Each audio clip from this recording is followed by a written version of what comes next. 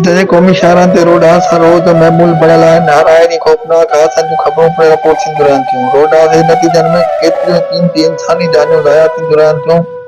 Road हादसनि खे रोकण लाइ इंतिज़ामी अमलदारनि जो ख़ासि किरदारु अदा कंदे नज़र न ईंदो, जंहिं करे रोड हादसनि में घटिताई थियण बदिरां ॾींहों ॾींहुं वाधि थी रही आहे ऐं क़ीमती इंसानी जानियूं ज़ाया थी रहियूं आहिनि।